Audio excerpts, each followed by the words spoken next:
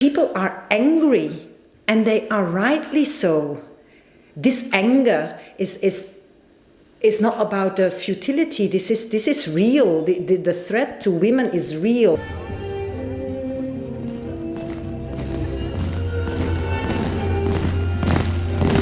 Suspendu sans indemnité.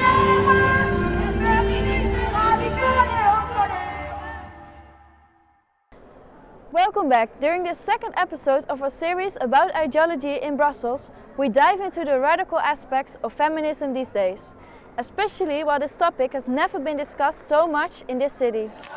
Nous sommes fortes, nous sommes fières, féministes et radicales et en colère. Nous sommes fortes, nous sommes fières. So hello, my name is Maite. I'm 23 years old and I live here in Brussels. So basically, I collect testimonies of victims who talk to me about being drugged in nighttime establishments or being sexually assaulted or raped, and I just put their testimonies on the page anonymously.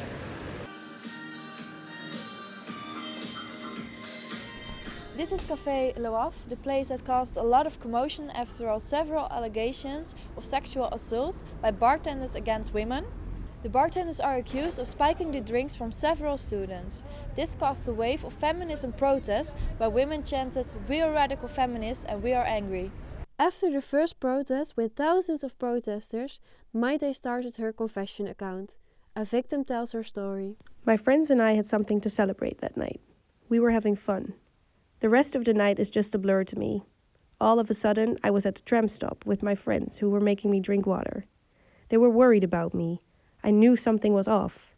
It was a sensation I didn't recognize from drinking alcohol. I will probably never know what happened that night between the bar and the tram stop. The release of the suspect has brought back memories of this, after I tried to forget it. Every night, women are fighting. That women actively fight for their rights is regularly visible in the city centre. On National Women's Day, people took the opportunity to march for women's rights. Et là, ici, on fait une parade pour l'égalité homme-femme. C'est le jour du droit des femmes.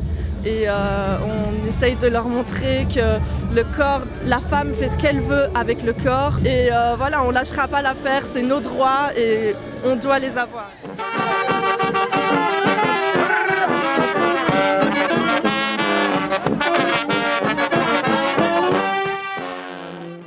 The Me Too campaign really provided a window of opportunity to discuss further and really develop this idea like, but hey, wait a minute, this is not only happening to me, this is happening to millions of women. This is no longer an individual problem, this is a societal problem. We live in a society where a rape culture lives and thrives.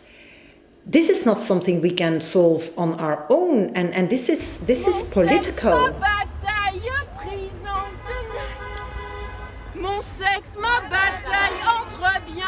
To meet all these others, large groups keep gathering in big protests. Groups who consider themselves radical feminists. I see myself as a radical feminist. Radical feminism for me is just no tolerance for problematic behaviors, problematic people, problematic beliefs. I think it's time for us to change our society and how society works. And if we really want to change it now, we have to be radical, and we cannot let any problematic beliefs, any problematic behaviors happen. We're all here to show that we're very angry at this. We don't want to be careful anymore. We just want to have fun in a safe way, and we don't want to be careful for our friends. We don't want to care for our friends. We don't want to care for our drinks. We just want to have fun, and we don't want to think about being assaulted or being drugged. Et féministes et radicales et en colère. Nous sommes fortes, nous sommes fières. Et féministes et radicales et en colère. Well, I don't like actually the label of extreme. You know, it's they put their finger on the spot where it hurts. And if people find that extreme, I can imagine that, but actually the claim that are made and the question and what is asked from society is not extreme. It's a human right. If you think that human rights are extreme, and there are political actors and movements that do find asking for the implementation of human rights extreme, yeah, so be it. But in and of itself, what I see is not like extreme in the sense of extreme radical right or extreme radical. Or this is not terrorism. This is not destabilizing democracy. Huh? This is asking democracy and the system to deliver on its promises. 42% of all women in Belgium experience physical sexual violence during their lives.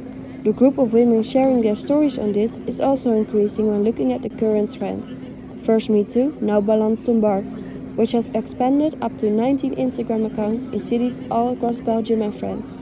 The end goal is to, really go towards concrete measures, because all the movement of I use this word all the time because in French we say libération de la parole, like freeing of the speech, like Me Too, Balance ton port, like it never really led to anything really strong and concrete, and that's what I want to avoid here. I want concrete measures to be put in place in nighttime establishments, also like in the whole process of pressing charge. So with the union, we were discussing a lot about that and how to, operate that and how to share that with politics, and they're listening because we're making a lot of noise. So yeah.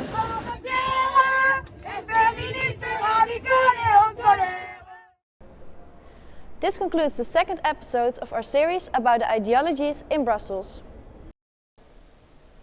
In our next and last episode, we'll dive deeper into the world of anti-vaxxers in Brussels.